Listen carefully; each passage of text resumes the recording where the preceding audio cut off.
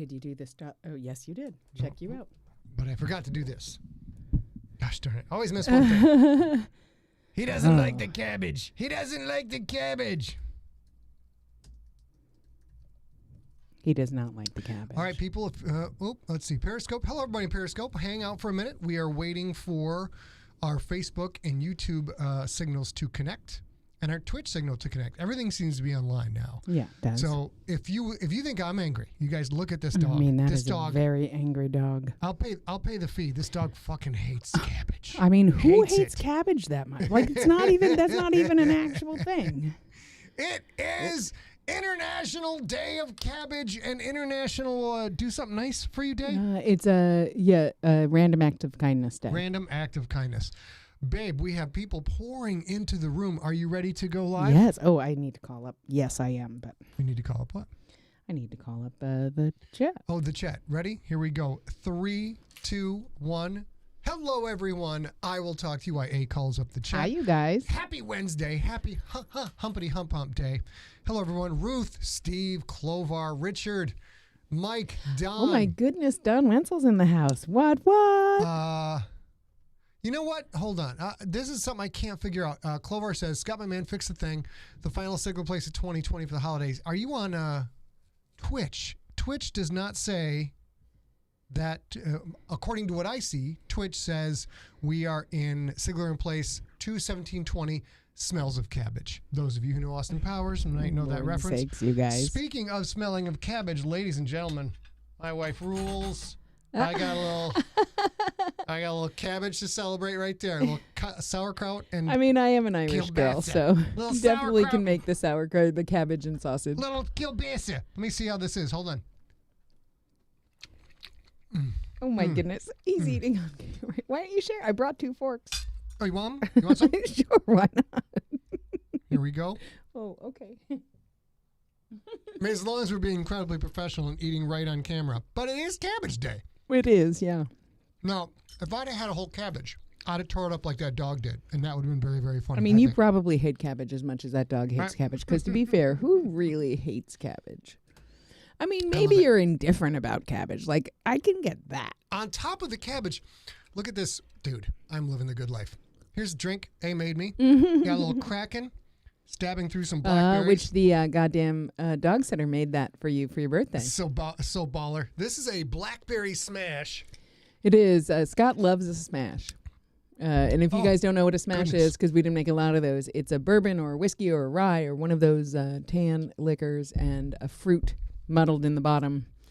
And then you add a little fruit juice, a little triple sec, or in this case, Chambord, and berry smash. I'm winning at all elements of life tonight, you guys. Great dinner, great beverage, great people in the chat room. Awesome woman hanging out with me. It's good. Ladies and gentlemen, we have quite a show for you today. Guest starring none other than Corporal Hicks. That's right. Goodness. Corporal Hicks.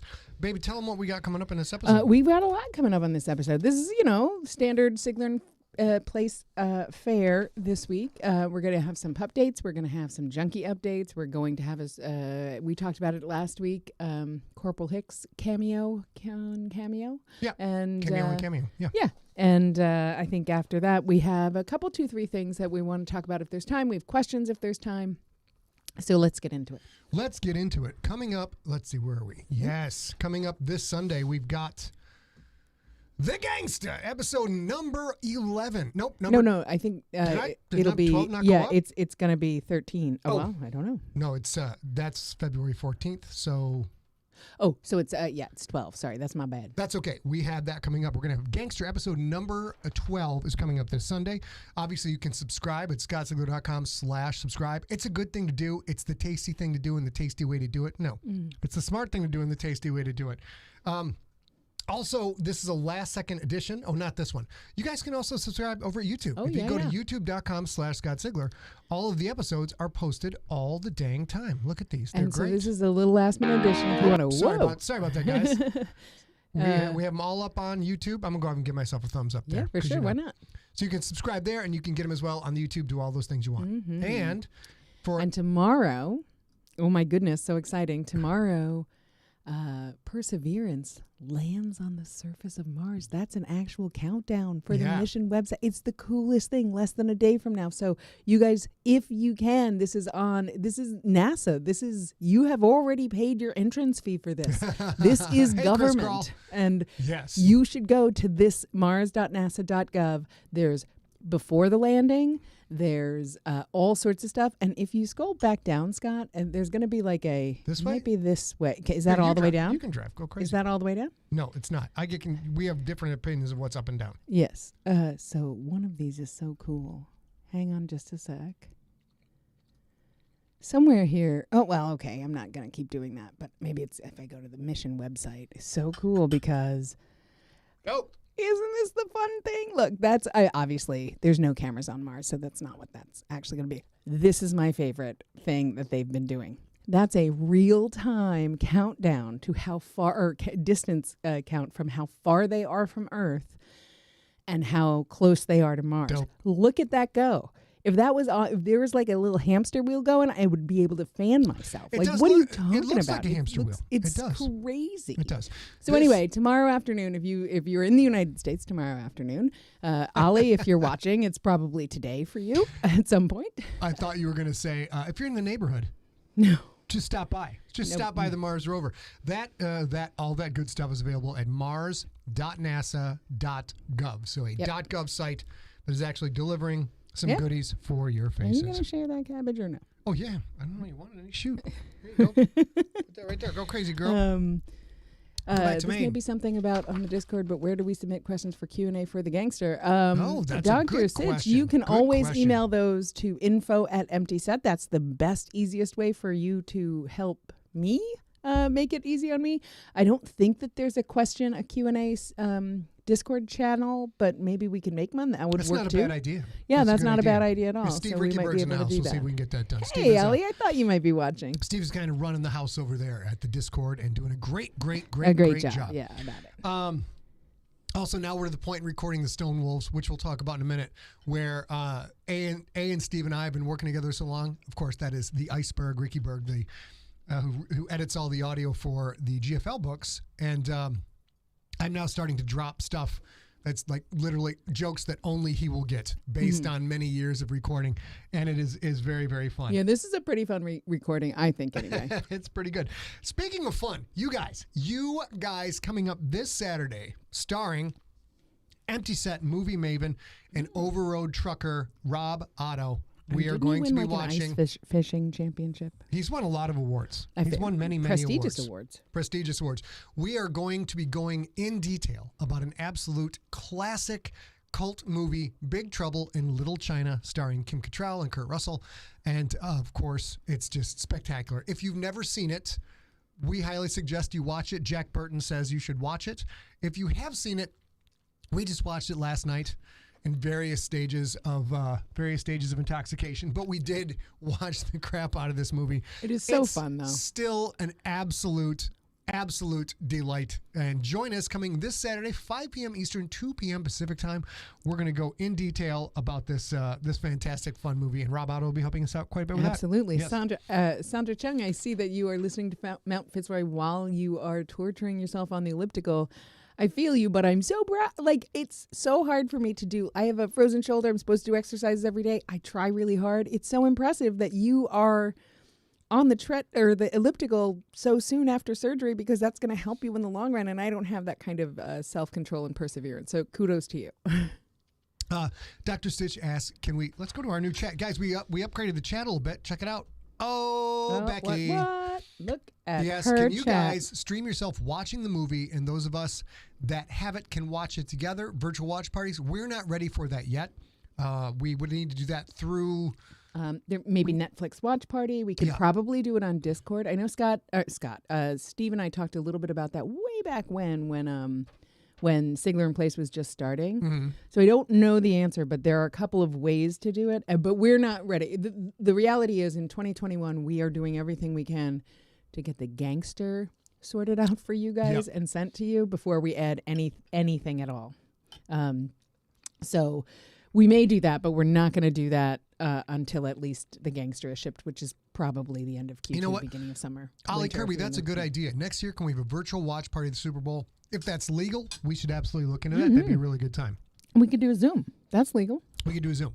So we're going to come up with lots of extra stuff for you guys, but let's get back into this. We have to go to, we got Siglerations for you. We like to celebrate all the things here in the Sigler household, and we're going to, A's going to bust out some celebrations right now. Go for it, kid. So the biggest one that I have is our good friends, the Ponds, and specifically Tori Duke Pond, today opened Skeleton Key Curiosities, her own shop with a lot of the finds, the antique finds, like and the special like an finds. eBay shop kind of a thing? It's actually right now it's an actual booth at a craft market, craft fair thing. I'm assuming in Roanoke, Virginia, or somewhere in Virginia. But you can find it on Facebook at Skeleton Key Curiosities. If you're friends with Tori, which if you're in here, you might be friends with Tori already. She blogged or posted about it today, so you can find it from there. And I'm just so excited for her because she's so here we go. Can you get that on the screen at all? Yeah, cool. Because she's so invested in repurposing and reusing, and it's very near and dear to her heart, especially, but the ponds in general. Wow. And so I'm excited. This is just today. Yeah, so that's the big Sigler that we have today. I know Dawn Shipley had a birthday, I think yesterday, and I don't think that we mentioned that. So happy birthday. Our good friend Erin Esteves has a birthday today. So happy birthday to you. Let's get a shout out to Graham while we're at it too. Oh my goodness, Graham. Yeah, this is a Sigleration. He said it's so nice to be back. I almost died last year from a stroke. It's nice to know that SIGLERinPLACE is still here rocking. It's also absolutely fucking awesome that it's nice to know that you're here and rocking too. That's the more important part of that. Congratulations. We're so happy that you're here. We don't know if you happen to have kicked off during that stroke. As far as I know, all of this is just part of your reality and your imagination, and we may have all winked out of existence. So I'm happy that he's kicking. You know, it's purely selfish reason, but I'm very happy saw about that. Dawn. I'm so sorry I missed it earlier. I saw on Facebook today that it was your birthday yesterday. I hope it was super. All right, guys, we're almost done being completely unprofessional with the eating, but it is so Cabbage good. Day. It's Cabbage Day. I mean, who else? And here's the crazy thing: it's difficult to do a random act of kindness if you don't get to leave your house. Yeah, that's true. Okay, so there's the thank yous. Is that all our thank yous we done? And now we get to empty set updates, you guys. You guys, I love you. You're so awesome. Let's all go to the lobby. Oops, I did that wrong. That's all right. We'll leave it. Go back to Maine. We are over 1,500 reviews for Mount Fitzroy on Audible. 1,500 ratings and reviews. I think the current number is 1,536. I do like to do this little game, though. Let's see if it's gone up since I prepped it. And no, 1,536 reviews. This continues to goose the Audible algorithm and the Amazon algorithm. So whenever you guys leave a review and rate on Amazon, on Audible, on Goodreads, etc., that all goes into the big cosmic gears that whirl and twist and spit me out in front of people who've never heard of me before. And also that we're still averaging, what is that? 4.9. Yeah. Oh, shoot. I forgot I was going to read some bad reviews. We got to do that. We'll do that next time. We got to do that next. They're spectacular. Or if we have time at the end of the hour. Also, a couple things while you're talking about. Yep. Give me one sec. Maria, we talked on the last SIGLERinPLACE about Steven's birthday, but yes, he had a birthday on the 13th. But I missed Dawn's, and I was mad about it, so I wanted to mention it here. And then there was one other thing I was going to mention. I think Jared, did you move to Twitch? Thank you so much for doing that. I'm trying so hard to get more familiar with Twitch and Discord. It seems so much more interactive. So I'd love to know. Steve Rickyberg is really helping me get Discord, so I'm going to keep trying to get on to Twitch there. Oh, congrats. Thank you, Stephanie, for posting the 1,000th one. That's awesome. Nice. Chris, let's go back to chat for 1 second. Chris says, stupid Scott Sigler. Now I must wait to hear more GFL stories. With that said, can't wait to get more. Thank you for all the awesome. Keep it up. The gangster was great. Yes, you guys may have shot your literary Sigler wad and now done with Mount Fitzroy, done with the gangster. The Stone Wolves is coming very, very, very soon. But after that, we get into, we'll go over what we get into. But first of all, let's go back to this. This is important. You guys, You guys, I say, you guys. You Back guys. to, You guys. What? Oh, I boom. see. It's kraut. I see. Listen, look at this. Ladies and gentlemen. The Dum, Gangster. dum, The dum. Gangster already has 47 ratings. That bad boy just came out. You guys are crushing it. And we are extremely sip. Nope, now up to 49. Bang. Boom. So. And this is amazing because it's barely been a week and it's 18 hours long. It's yeah, you guys. And like I live with one human, and granted it's this human and 2 dogs. And sometimes go to bed, like last night, there was all sorts of hammering here because they're replacing the roof. And I was exhausted and had to go to bed early and rest because I did nothing but stay in my house all day. I don't know how you guys do it. Where do you find the time? I love you for it. It's great. Yeah. A lot of people listen while they're working on other stuff. What's my favorite is the goddamn programmers who can literally code while listening to an audiobook. And I'm like, that's beyond my comprehension.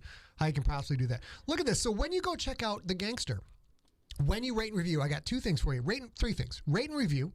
Go down and see all these lovely 5-star reviews. Just click helpful. That all factors into the algorithm. We're in a data-driven economy now, and all this stuff matters.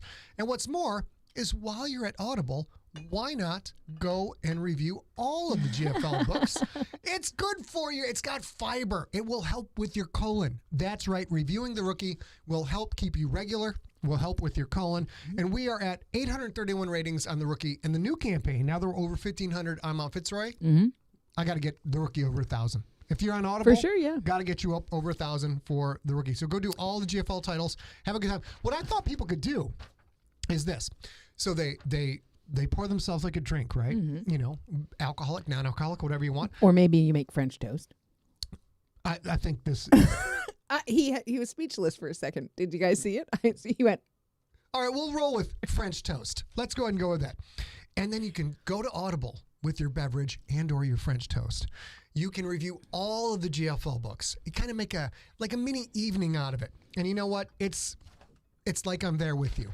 And when you consume that beverage or you eat that French toast, as you're reviewing, you just say, body of Sigler, body of Sigler. It's almost like you're eating me or drinking me. And I understand that's a very holy thing. That's what I know from religions I've read about. Wow. Body of Sigler, body of Sigler. Wow. And now I can't, Ash Wednesdays today, I can't smear ash on your head, but I do have some mustard. So the next time I see you, I will put a little thumb in that mustard and just boop, boop, smear a little mustard right on your head. What do you think? I think Steve says it all. What does he say? Shamblazing. Shamblazing. All right, going back to the main. There, we are already on the main. Ladies and gentlemen, we have always got a sponsor on the show. And by sponsor, I mean people that we pay money to instead of them paying money to us. And today our sponsor is, baby, take it away. It's the Barstool Fund. So I've talked to you guys a little bit. In 2021, I've been trying to stay as global or as national. And, if it's U.S.-based, a similar thing exists in other countries too. For charities and stuff like that. Because if you're sharing or you hear it here, and it doesn't matter if it's, somebody in my town or something like that to you necessarily. But in 2021, I'm going to start doing both. So I'm starting to look at the folks who literally have been doing this for a year with no break and still also living in a pandemic. So the Barstool Fund features each month for 30 days, features several businesses that are suffering during COVID, and you essentially do a GoFundMe sort of thing. But the Barstool Fund is you have to apply and you have to get approved for your business. And it's people who are in the service industry helping people in the service industry because the service industry fell apart. There's 3 in the United States alone. In February of last year, 3 million people lost their jobs when restaurants shut down for a month and a half. 3 million is a lot of people. Just lost their jobs altogether. And there are still people who are helping do all the to-go orders and stuff. So this industry, the service industry, is so essential for us. Funded.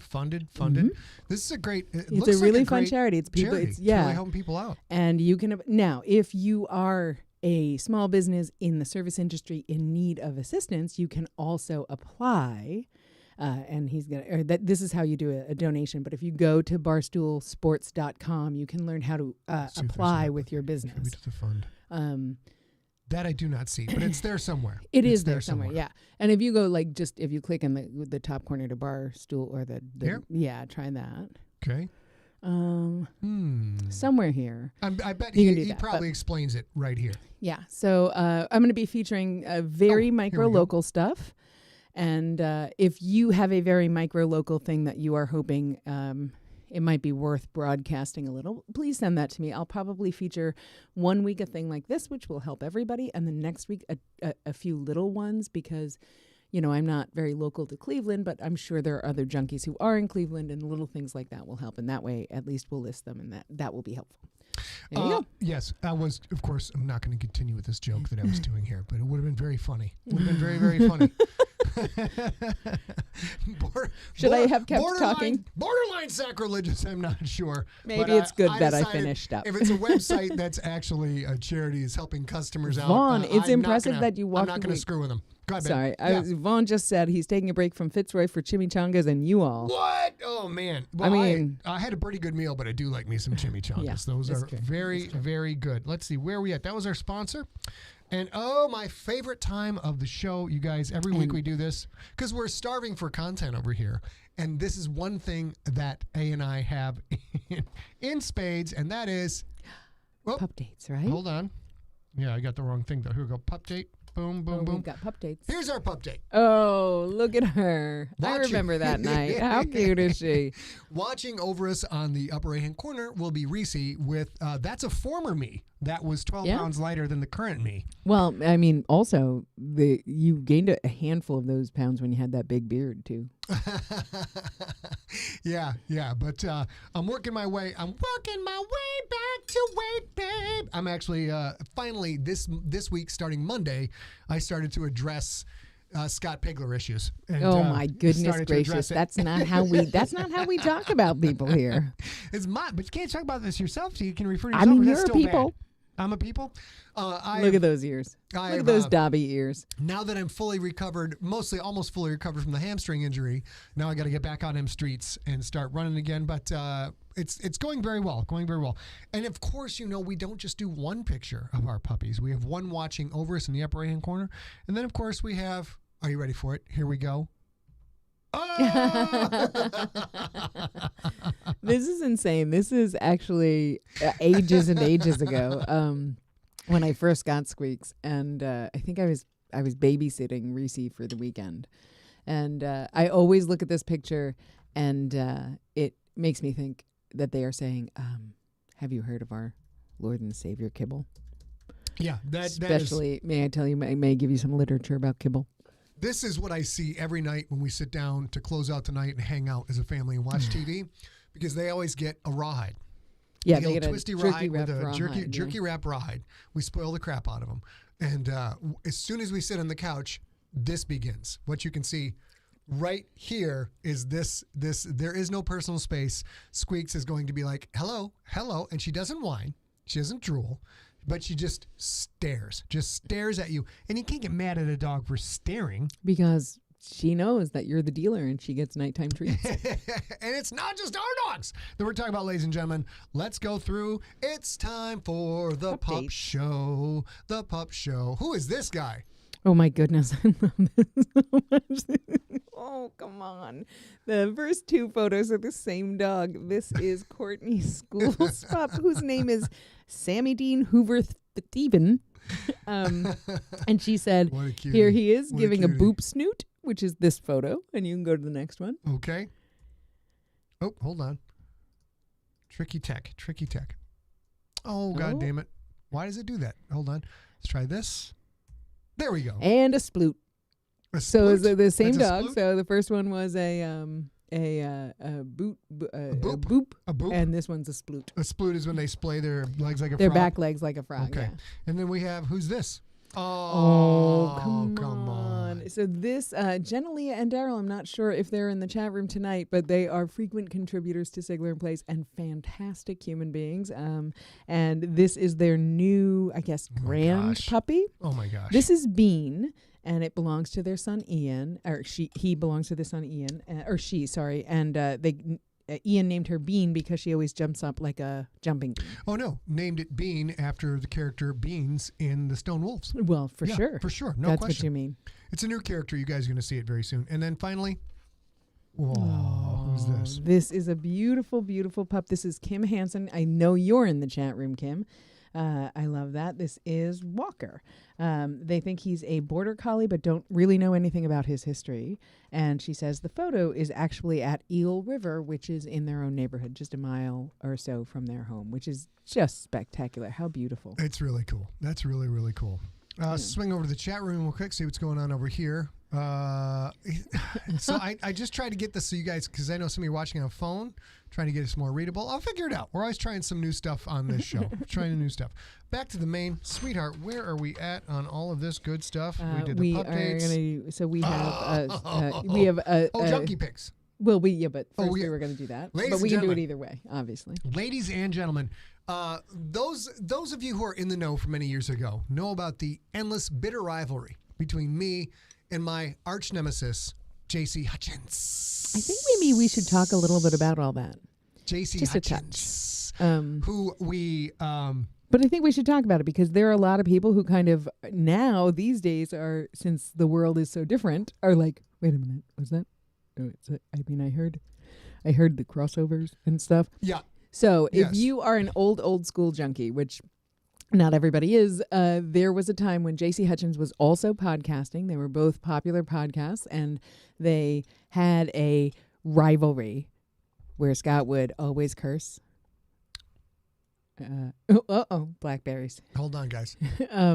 Would always, yes, exactly, Steve. Body of Sigler. Steve said it. Hutchins. And but they shared content and they did crossover marketing and all this stuff. And we got into a knife fight. He's got about a 5-stitch scar right here. I got stabbed in the butt, so I can't show you my scar. But he did it both. It was a good move. I mean, he went up, turn, and bam! And he came with the hook around and stabbed me right in the butt. And then there's a lot of bad blood, a lot of really bad blood. Vaughn said it a lovely way. What? Every Sherlock needs a Moriarty. We were able to get some compromising information on Hutchins and force him to co-write The Stone Wolves, which will be coming out in a few months.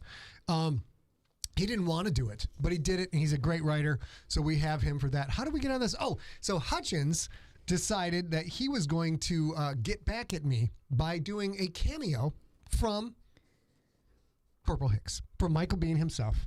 And now we decided, and we were absolutely tickled by this, because, of course, I wrote Aliens Phalanx. That's an Aliens canonical novel. Michael Biehn is in the Aliens movie, which is Aliens. All the other stuff is great. I love all the other stuff. There will never be anything any better than Aliens. It's impossible. It's the best movie ever made. And we have, did I set up a guest picture? I did. Here we go. Oh, you guys. And just to fanboy out a little bit, the gentleman you're about to hear throw out a quick shout out to A&I was, of course, in Aliens, one of the stars of Aliens, of course, was one of the stars of The Terminator, a little movie you may have heard of by you may James or may Cameron, not have heard of, yeah. with a young man from Austria named Arnold. Yes. Arnold. He was also in, Michael Biehn was also in The Abyss, and he was in The Rock. And basically, there was a period in the 80s into the 90s where if you needed a military guy to come in, look not super tough, but clearly knows how to kill you, but doesn't brag about it, just does his job, and you needed him to look good with a gun, look like he could command people, and then something goes off in his ticker, something isn't quite right. This was the guy. This was the guy that you got for all of those parts. And he crushed it in everything. He crushed it in The Rock. He crushed it in The Abyss. I mean, he crushed it. Crushed it in The Terminator. Come on. I'm such a fan of this guy. Hey, dude, I see you out there. I love you. And he's a little older now. We forget that people are a little bit older now from these movies if you're an 80s kid. But now we're going to, if there's any volume spikes, I'll monitor it as best I can. But here we go. This is what Hutchins did for A&I. Hi, this is a message for Scott and A. Scott, I understand that you're a writer. So fun. I even heard a best-selling science fiction writer. Yep. That's fantastic. Thank you. Very happy for you. I think from what I've been told, A is around to make sure that you stay on track, you get your stuff done, that some of your other needs are met. And I've got a person in my life that's like that too.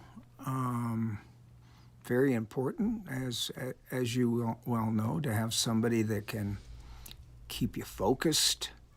I hear she's the cool-headed one, and you're a little bit more like Bill Paxton actually in Aliens, and she's a little bit more like Hicks. Now, you maybe have guessed at this point.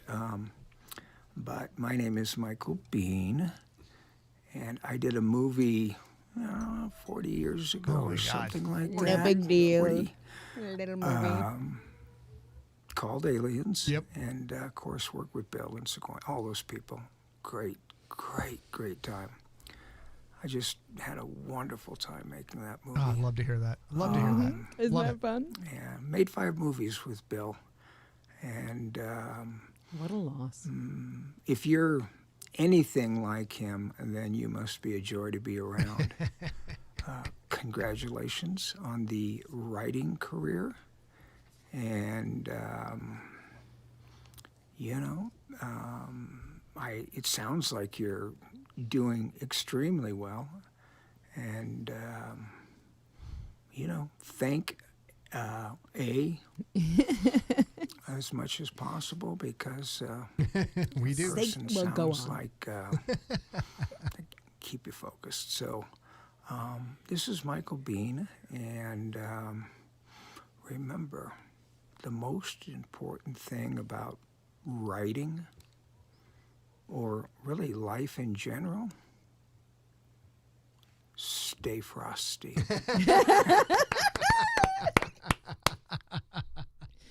It was so fun. It's so awesome.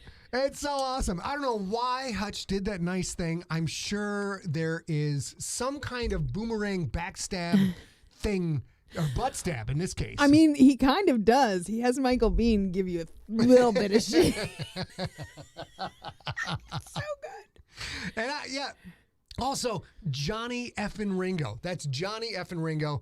Just I know Hutch doesn't watch our show because he's very busy. He's a busy, angry dude. Well, he's not terribly. He's also I'm the busy, angry dude. Yes. But it was really cool of Hutch to do that, and I'm glad this came up in conversation so we could share this with all you guys. We talked about it last week, so we thought we would share it this week. It's just 40 years ago. Good I gosh. do love you. Good gosh, that's a long. I remember so vividly, being in the theater in Sheboygan, Michigan with Dr. Daniel Baker, PhD. He was not Dr. Daniel Baker, PhD at the time. He was just Dan, and now he's a very accomplished chemist, very, very educated, erudite individual. But I remember we were watching Aliens, and spoiler alert, it's 40 years old. You get to the scene where they've left the planet, LV-426, and now they're back on the big ship, the Sulaco, and like the music is playing, and Ripley's alive, and Newt's alive, and Bishop? Yeah, Bishop's there, and people started leaving the theater, and Dan and I were like slumped down in the theater seats like this, and we were like, it's not over. It's not over. We could not understand why people thought the movie was over, and then the alien queen tail comes ripping through Bishop, and spectacular movie. So that was really, really, really quite fun. Where are we now, baby? We got to talk about some junkie picks. Yeah, we have a few junkie picks. I do. I think so. Yes, I do. I got this set up. Ladies and gentlemen, if you want to send us a pic of you enjoying Siglerism, Body of Sigler, or anything else, just to share with your fellow junkies what you got going on, where do they send that, baby? Info at Empty Set. And then we can have a little bit of business like this. Let's take a look at our junkie picks. First I picture. love this one. Robin Taylor's in the chat room tonight, and this is The Mini that you see there is an orange Mini with black racing stripes. So cool. So cool. And the Mini's name is Tweety. And this is next to the helicopter that Tweety's owner, Robin Taylor. Tweedy, I yes, assume. Tweety, Yes. works on. So this is she's built at least the most recent part of her career, but I think quite a lot of it on working with this helicopter. And I love the size comparison. Also, Robin Taylor is like tinier again by that same amount. She's like and so it's super impressive to me that she's that she's like, you know what, I got this. Oh my gosh. The car is so cool. Orange and black car. Someday I will have an orange and black car. I do have something being made that is very orange and very black. Very orange. And I cannot reveal what it is yet, but it is going to be awesome. As awesome as Robin's car, I don't know, but it is definitely going to be awesome. Next on the list. So these are my good. Oh, did I just saw Jenna Leah. She is in the chat room. So Great. I mentioned them before with the new precious puppy Bean. This is Jenna Leah and Daryl dressed in their finest orange and black. There is another photo I did not share. They sent me the setup for it too, which is lovely, where you sort of see them looking at the phone that you can sort of see in Daryl's eye there in his eyeglasses. And I love you guys so much. You're so much fun to hang out with. You're so you add so much to this cast, and I'm so glad that you sent us Team Spirit colors. It's great. And those are SIGLERfest shirts too, right? They are SIGLERfest. What turned out to be the last SIGLERfest. Last SIGLERfest. And Rob Otto points out that back in high school, Dr. Daniel Baker, PhD, was not Dr. Daniel Baker, PhD. He was Dan Baker, LMNOP, which is not quite as prestigious, although you can hang out with Grover when you were from Sesame Street, when you were LMNOP. Here we go. And got to come back here now. Main cam, boom. There. So this is Dirk Peter Smits. He's going to watch this tomorrow. But when we had he of course there's a handful of people. Ollie today is here, but often Ollie has to kind of it's the middle of the day or the middle of the morning for him, so he can't always watch. Same thing is true in the Netherlands where Dirk Peter lives. So he caught up the day after we announced that we sadly had to cancel the last SIGLERfest that was to be, and we had asked people to send in photos of us together or, celebratory things or things like that. And he sent a couple. And I love this one because this is the European tour that we did in 2017. It was awesome. And that's in London. He came all the way to London for that, which I love because we weren't going to go to the Netherlands. And he was like, you know what, but he also came to SIGLERfest a handful of times because he's like, you know what, I have the opportunity. I'm going to do that. So awesome, dude. We love you. And I'm glad that you sent in these pictures. Thank you for sending that in. Yeah. And, gosh darn it. I think that's it. Is that it? I think so. Okay, we're back to here. So we'll go back to Maine, and that is the Junkies. Now we're just ripping through this this episode. Okay, now, babe, here we go. We have a little bit of update on the Gangster. And obviously you saw the audiobook is now available over at audible.com. You guys, if you don't have it, you are listening to the podcast, that's fine. People love the podcast. It's super fun. But the whole full-length, girthy, auditorily turgid, the sonically rigid, the ear-based thickness of the Gangster is ready to penetrate your ear canal, to just slide, slide on in your ear canal, and you're gonna have to be patient because it's big. Is it time now? To what? To just move on. Like, is it? Have we done that enough? I think so. Go ahead, baby. Go ahead. Tell me what's up. So, the Gangster audiobook is out. The Gangster ebook is out. Both of those things you will notice, and I'm telling you because we're all friends here. You may notice that there are a handful of mistakes in the ebook and in the audiobook. In the ebook, there are two very clear, what I'll call copy setting marks. One says delete me, and one says start here. Those two things are fixed. If you would like a new copy of that, you can just email me and I'll send you the newest one. I am, once we're sure that there's nothing else, I'm going to make an update so that if you have an active order at scottsigler.com, you will just get the updated copies of the book. So if you want it right now, you can email me for it. If not, you'll get an automated copy of it in your inbox, whatever address you use to order the Gangster. And in the audiobook, there is a repeated line, and we just heard it this weekend in the podcast episode. So if you hear, I can't quite remember what it is, but there's one repeated line as far as I can tell. And if you hear it and you want to email us, I'm always so grateful for that. But you can rest assured that we have that one sorted. And then there's a missing filter. And we also have that. If you want to email us, I would love you. I love you anyway, but I would love for you to do that because it can never hurt.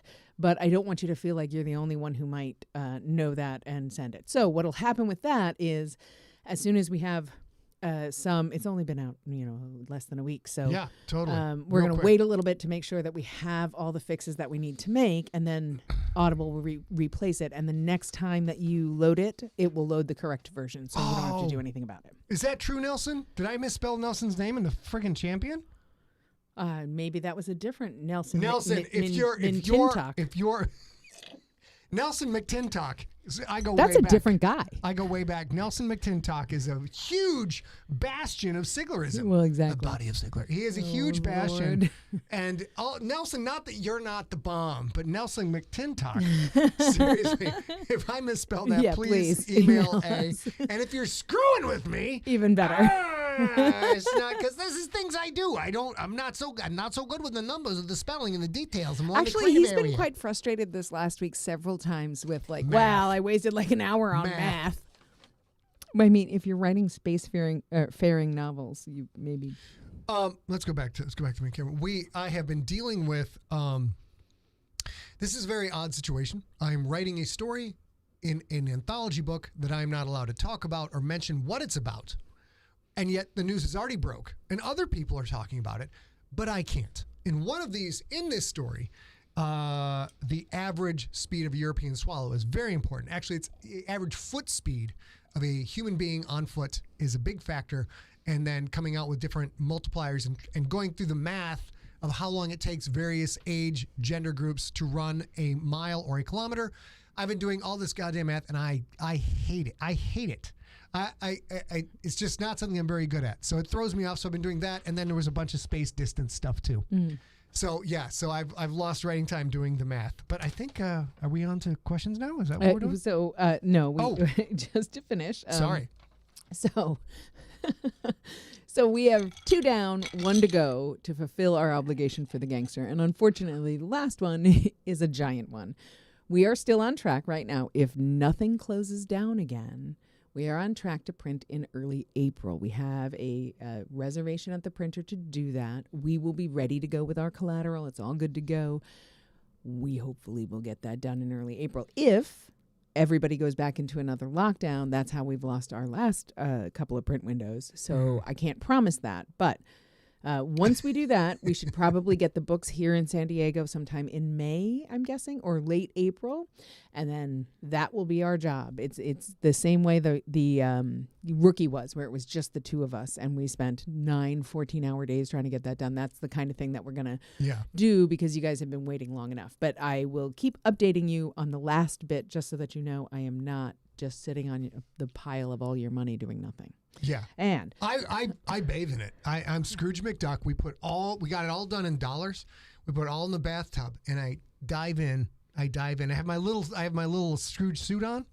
Of course, I'm not wearing pants. Did you say Scrooge suit? Scrooge McDuck suit. Oh my goodness. And I'm not wearing any pants, so I can shake my tail feathers. What's up? And I just I dive into the pile of money. That's not where I thought this was going. I didn't think it was going to be a Scrooge McDuck thing. I'm not going to lie to you. And I swim in the pile of money because I'm Scrooge McDuck. But soon we're going to have to spend that money to print the book. Yes. So now it's going to have a body of Sigler. It's going to have some funk on it. Wow. Yeah. Also, as we mentioned earlier, Scott and Steve Rickyberg and I are actively working on The Stone Wolves, which is the last GFL novella. And it is... it'll just be digital, so as soon as we're done, the last copy edit of the book is when Scott reads it out loud, because sometimes he changes phrasing and stuff like that, so we can't make an ebook until the audiobook is done being recorded. but they're both digital, so they'll be out at the same time. I'm guessing sometime in April or May is my best guess. I don't really know. Steve works magic a whole lot of the time, though, so we may get it sooner. But we are still actively recording, so he can't make things that don't exist. So that's so nice. Real Thoughts of FB says, "Thank God I just caught the stream. Got off work." B. What I say? Real thoughts of B. Oh, Real Thoughts of B. Got it. Thank God just caught the stream. Just got off work. Have the audiobook. The Gangster with an hour left. Can't believe it. I'm not gonna lie to you. I'm not. It's a goddamn good book. I'm not. It's seriously. If he does say so himself, but I'll say it too. I'm just a small town pizza author, and I will tell you that I think this is a goddamn good book. I say, son. Is that Foghorn Leghorn, though? It's Foghorn Leghorn. Who is a small town pizza lawyer. Well, he's a small town chicken lawyer. He does represent Scrooge McDuck, who often gets cited for indecent exposure because he's not wearing any pants. Him and his nephew Donald. Wear some pants. What's wrong with you? I mean, people? if you had those tail feathers, though, That's wouldn't true. you want to shake them? If I had a big, fluffy, white, feathered butt, I would just walk down the street going like, "You wish you had it. You can give me a ticket. I don't care. I'm going to go home and swim in my tub full of money." That's what I would do.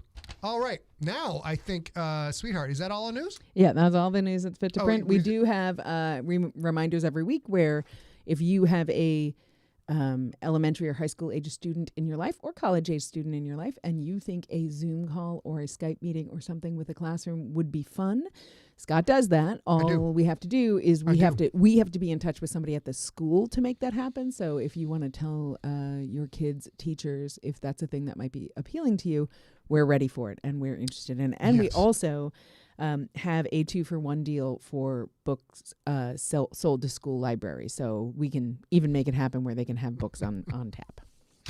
There's some great stuff going on in the chat room. That URL on the bottom is supposed to be, if you go to that, so that your pictures appear in the chat. But now I got this new fancier chat window, which is based on some kind of video game. I don't know, Overwatch. One of the games all the kids are playing. The kids are playing. It's the Nintendo. It's what it is. And if you do that, when we go back to another form of chat, you should be able to see your pictures. That is the point of the URL. Yep. Now we've got I got a fine feathered booty. That's what I have. Feathered tails, y'all. All right, let's go back to it. Here we go. Are you guys ready for our ad hoc, off the top of my head, question song? Here we go. Questions. Oh, we've got questions. We've got Homer Simpson dressed up in some kind of crab suit. He might be a pubic lice. We don't know what he's wearing, but it looks gross. Questions. Let's go. What do we got, ladies and gentlemen? Let's see. Well, if you guys have them, put them in the chat room. I'm going to call one up just to get things started. Okay. Kim Hansen, who is in the chat room, said, very important question. Since the quith smell like onions, is that raw or cooked? Ooh, that's a good question. It's a pretty important question. That's a good question. I think it's going to be more like mild raw. Like you just kind of catch a whiff of it, and after 5 minutes in a room with a quith, maybe even less, olfactory fatigue kicks in, and you can barely detect it anymore. But yeah, that would be more of the raw onion slice of life. What's interesting about that, though, is raw onions, of course, are very volatile. So that's it's a physical interaction, some of it. The smell and the watering eyes and all that is a physical interaction with your body. Pungent. And now you've recreated that. Wait, what did I recreate? Well, you recreated that at the raw onion taste, but it's a reminiscent of that and not real for that. It's super fun as an author. You can do a lot with smell. And if you say, this smells like that, it triggers memories and subconscious recollections in the human brain. And all of a sudden you are reading this book and you are experiencing a sensory input that isn't there. And that tends to erode your disbelief, and it adds to the willing suspension of disbelief. So that all of a sudden you are now a little bit more immersed because more of your senses have been brought into the story. That's why in every fantasy story, every single one, people eat stew. That's everyone. Y'all go to the tavern. Y'all have the earthy, rich smell of the stew came from the hearth. There's a reason for that, because that the stuff pot that's never engages your come brain. off the hearth and never been washed in like a fucking decade. Never been washed. Never been so we have washed. a handful of questions in the chat room. Okay. I'll start with Courtney Schools because there's a couple of nocturnal related questions that Shannon Bethany asked, so we'll get to those next. In honor of Cabbage Day, what is your favorite dish with cabbage? Cabbage. Do you need to think? Because I'll go. Ba-ba-boom! Ba-ba-ba-ba-bam! And honestly, my favorite dish, I ate it. I ate that dish for you guys, sauerkraut and sausage in all the varieties. And that's not a pork sausage, right? What was that? That was a chorizo. That's a turkey. Turkey chorizo. Yeah. We have we eat less mammals. Oops, sorry, sweetheart. Than we did before. Mm-hmm. So that is my favorite cabbage dish. I think stuffed cabbage is also really, really good. Yeah. Let's see. We strangely eat a lot of cabbage. I really like colcannon, which is an Irish dish, which so is good. essentially So sautéed good. cabbage and onions mixed in with bacon bits Pondy in the house. bacon bits and mashed potatoes. And that sounds like a very stick to your ribs sort of Irish meal. And I really like it as a side dish. Also, you can make potato latkes out of it. Oh, gosh. Killing me. Read this question, sweetheart. Was the gangster hard to write because it was so much narrative exposition on so many story arcs with all of our beloved characters? Absolutely need to move into book 7 and 8 with momentum. Shaky dog, my friend. And we'll get to freak shows next. Sure. The longer you go in a series, if you are, I'm gonna toot. Can I toot my own horn? Sure. Can I brag a little bit? No, I'm let's just a small town pizza author. If you respect your fan base and you don't want to just start pulling stuff out of your tail feathers towards the end of the series because you're lazy, you've got other deadlines or other things going on, or you just weren't sure where it was going, you can. It's not as hard to write book 6, 7, 8, etc.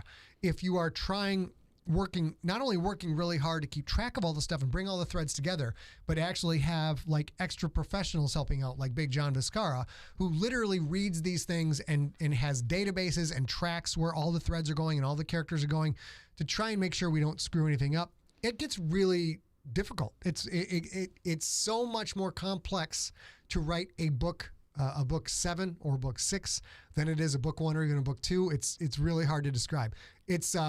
It's grueling is what it is, because my brain is not wired to track that much detail. I'm busy thinking of different ways to describe brains falling out of a head. That's what I'm good at that. Well, and there's some things, I'm not terribly good at. Nobody is as good at remembering the minutia of the Siglerverse than John Viscara is. He finds it interesting and he's really good at it. But even in these last 2 books, in the Stone Wolves and the Gangster, there's a thing that happens that I said there's a pivotal moment in the Gangster that matters a lot, and 2 of your favorite characters are part of that mix, and I was like, no, there's a way to do this. There's a thing, you wrote about it already. There's an article. And we emailed John like, hey, can this happen to this kind of, this species of this? And John was like, I don't think so. I'm like, dude, I don't know a lot, but I know I read that we could do this. And we found it. And it's funny, the things that you remember for really no good reason, trying to make that happen. It's usually because I write a lot about cabbage toots. I think that's why people remember stuff. So Freak Show asks, what do you like most and least about going all in by yourself versus going with a big time publisher? That's a good question.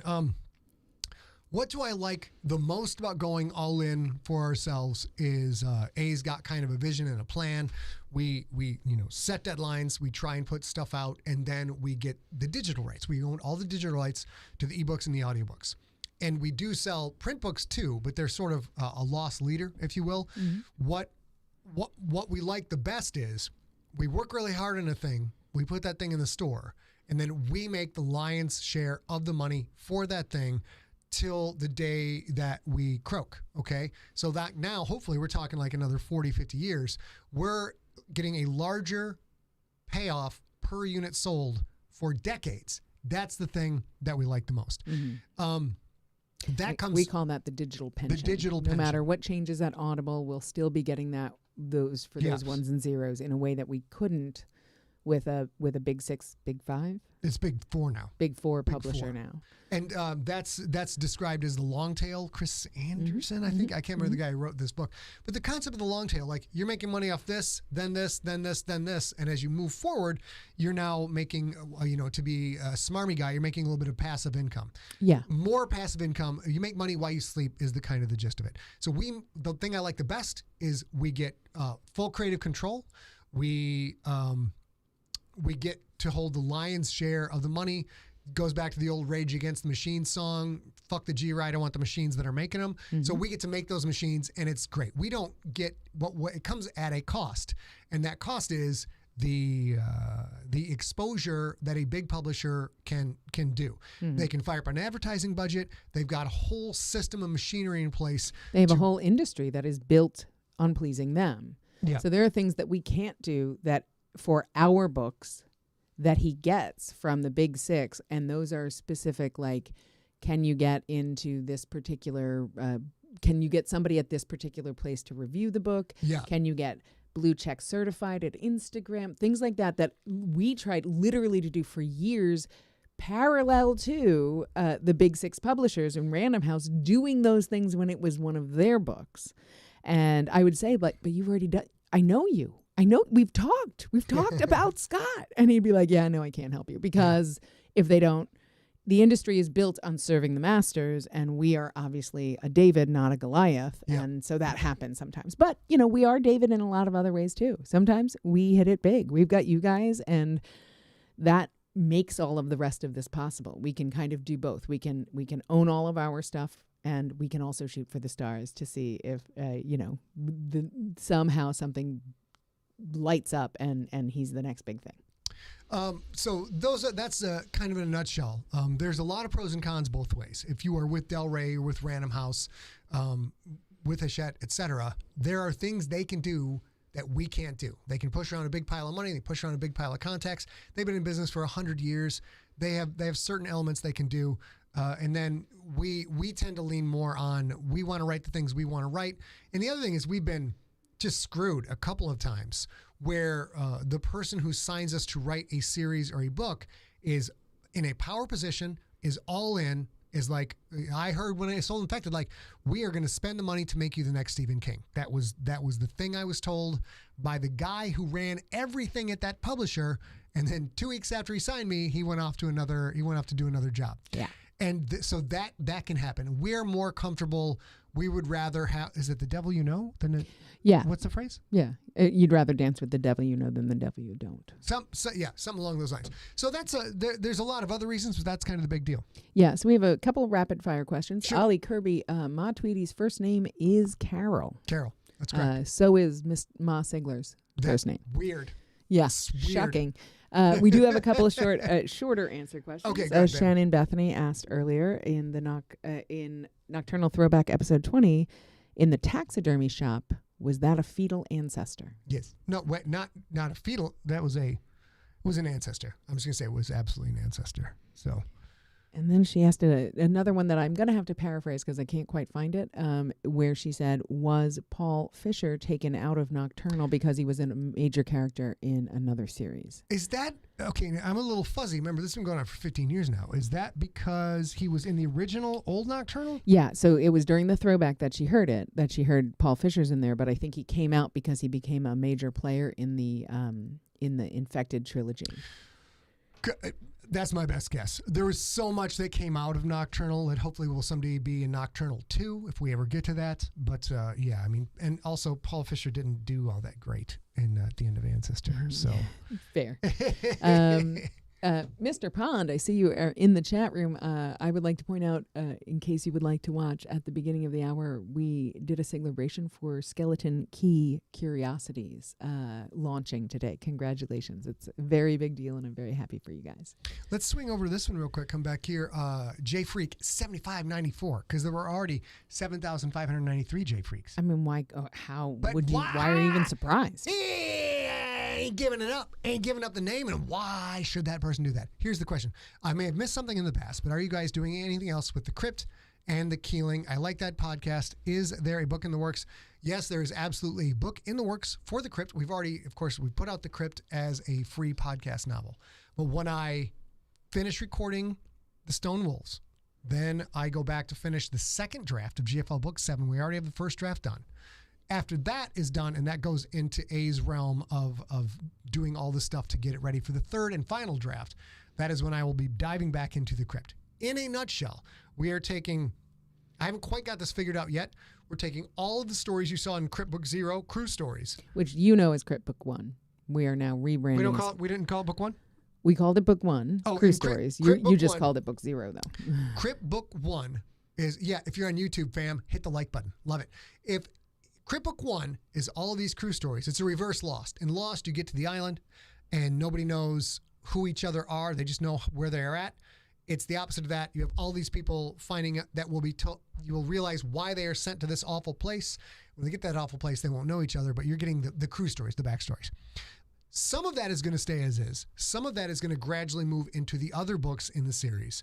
And book 1 is probably going to get moved towards the initial launch of the Keeling from Dry Dock a lot faster. Like probably by chapter 3 or 4, we're going to be out in the void, and horrible things are going to happen. So that's sometime this year. It's only February, you guys. So it's this year. And we have so much content for it already done that we will probably if it's possible, I'm going to write book 1 and 2 kind of at the same time, because there's so much stuff that's just a shell game of moving it around and then tying it back together and writing new stuff.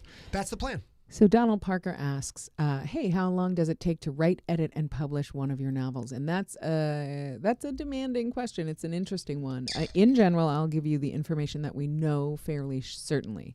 It takes him about 2 weeks to write a comprehensive outline that he can write from, then 3 months from the end of the 2 weeks to get a first draft.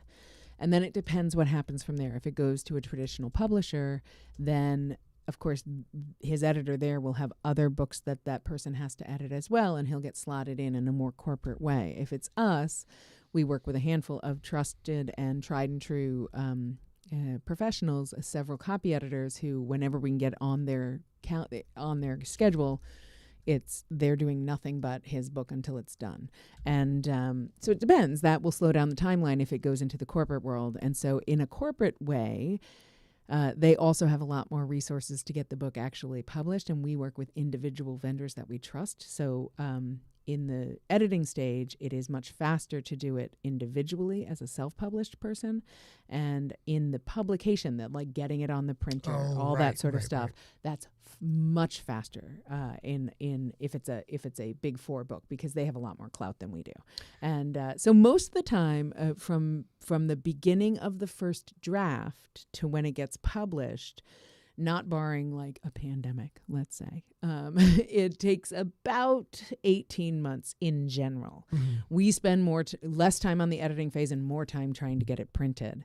But at the big publishers, it's the opposite way. They spend a lot more time on editing because they have more things to do, and it takes a lot less time to get it. Which is going back to the earlier question, one of the advantages of doing this ourselves is we get to go to market way faster overall. Because like if I signed The Crypt with, let's say, Del Rey, who I did the Generations trilogy with, say they bought The Crypt, you guys would probably be looking at the earliest late 2023, early 2024, probably more like late 2024 for the book to come out. It's a very long, laborious process, and nobody in the publishing industry seems to have any sense of urgency about bringing a product to market. Yeah, and from our perspective, it looks like that. I think from the corporate perspective, they're trying to be like, okay, so we need a few anchors. Like we need a couple of really great, tentpole books in Q1 and Q2 and Q3 and Q4, because we don't want to, blow our load right away kind of thing. But to an individual writer or an individual business like ours, that feels like, dudes, we're working our butts off for you. Can't you do the same thing for us? But it's a bigger picture for them, I think. It was always weird coming from the podcast world where like I could write it, get it edited, have it out, have you guys be experiencing the book in like half the time or even less than. See, here we go with math again. God damn it. Danny Baker, where are you when I need you? Sean Sullivan, you're in the chat room. Hello to you. I hope your whole family is well. Please tell Ashley we say hello as well. But yes, the tank is part of the Crypt story or timeline and storyline. Yep. All of the stuff you read, with the exception of one character in the Crypt, is all part of the master plan for the Crypt. And the master plan for the Crypt is part of the master plan for the Generations trilogy and the GFL and the modern day. It all, you guys gotta pray I live long enough to bring it all together, because it's fucking fantastic is what it is. We're working on it, though. Yep.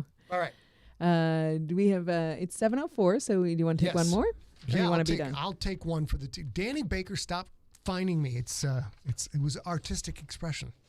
It's what it was artistic expression. I spoke in the voice of Shakespeare when he said, "Get fuck yourself." What's the last question, sweetheart? Mark Duval asked, which of your own character deaths were the hardest for you? Does a real girl agree, or is hers different? I won't say because of spoilers, because not everybody has read everything. But there's a lot of them. I will say probably right now, the hardest one is in Mount Fitzroy, towards the end of Mount Fitzroy, because a lot of work went into that character, and I thought it was going pretty good.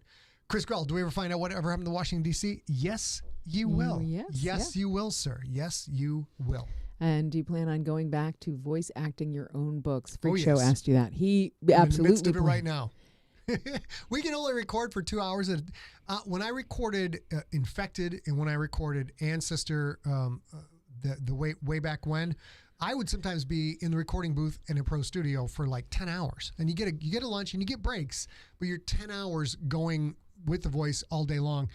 With the characters I'm doing for the Stone Wolves, there's two characters that just they are horrible. The only thing worse in my throat than these guys is Mr. Business.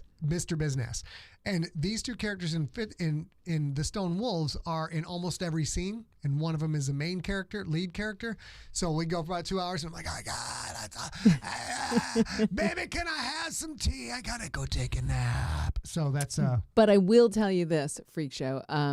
The plan is still for Scott only to narrate GFL-related stories, which means he's currently doing the last GFL novella. And then there's book 7 and book 8 still yet to be recorded. And that is almost assuredly it for Scott's narration career, because recording an audiobook takes probably longer than writing the story. And the more he records, the less he writes. And so we've decided, since we are now good friends with Ray Porter, and we think he does such a terrific job on Scott's stories, and he loves to read Scott's stories for narration. It's a terrific partnership. Everybody wins. So Ray Porter will probably do most of the non-GFL recording, and Scott will do all of the GFL recording. We'll answer one more question, then we'll be done, and that is Nicholas Marshall says, what about an ensemble cast? We're Alive, is that the great zombie book? Like they're able to do a fantastic job because they bring everybody into a studio together. The Leviathan Chronicles Leviathan Chronicles is another one. If you can bring everybody together in a studio to record a thing, that's great. That requires either that you've got enough money to bring people in from other areas, or everyone who records has to be local, and they're still voice talent. They still have to get paid. If you do it from other places, the listener can always tell whether the listener knows it or not.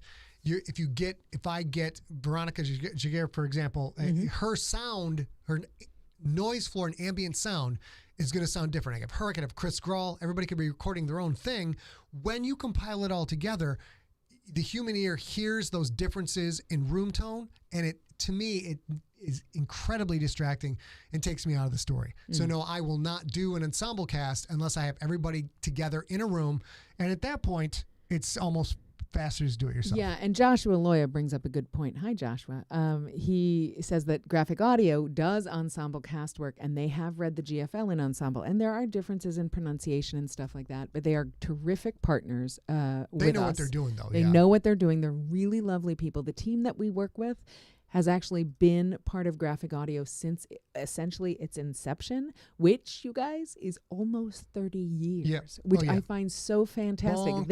These people got out of college and got this job and worked for this terrific company for so many years, and graphic audio just recently sold to a new company because the people who founded graphic audio were a married couple, and they retired after 40 years. 40 years. Yeah. Jeez. So it's been a really lovely collaboration with them. Some people really, really hate a difference in narrator, and I get that.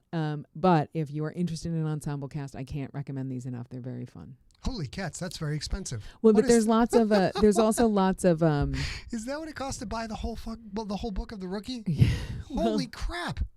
Wow. But there's also like sales and stuff, lots of sales and stuff. Okay. Where they focus and feature them. And you can get some graphic audio stuff on Audible as well if you're an Audible member.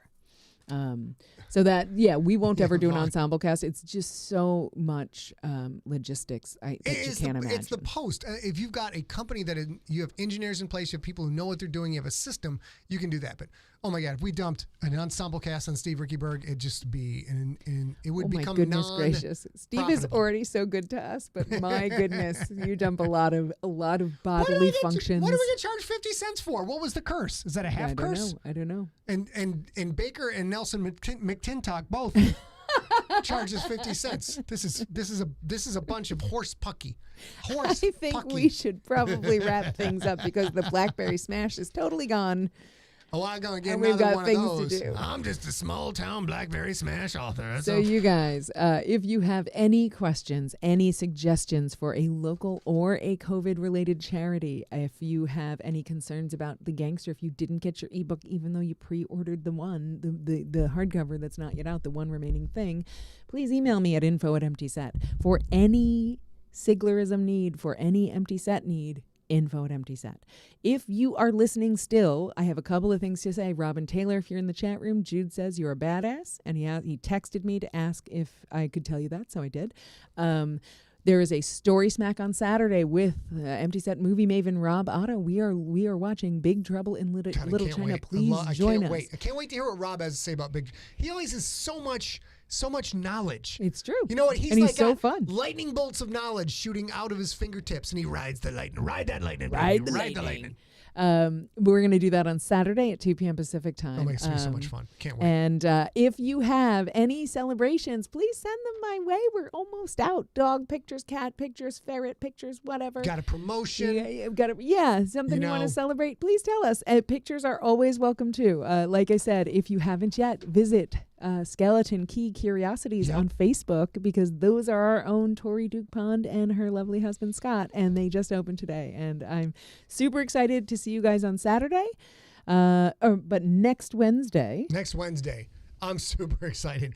If you guys thought it was unprofessional for me to eat kielbasa and sauerkraut during this, next Wednesday, February 24th, 2021, it's Tortilla Chip Day. We're going to make some nachos. We're going to hang out. There's going to be some gooey cheese and crunchy. Oh, God, I can't wait. It's going to be great. It's going to be great. So before we stay safe and stay science and all that, I also will tell you, because Dr. Danny Baker, PhD, asked in the chat room, you can find Sigler in Place and the Story Smack when it airs at facebook.com/Scott Sigler, youtube.com/Scott Sigler, and twitch.tv/Scott Sigler. Yep. And until we see you next time, we need for you guys to stay safe. We want you to stay smart.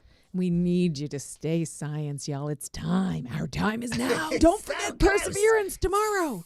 Perseverance tomorrow. And for the love of science, stay informed. We think you are awesome. Let me switch back to here so I can be smooth. Now it's time for that sad part of the show where you can all just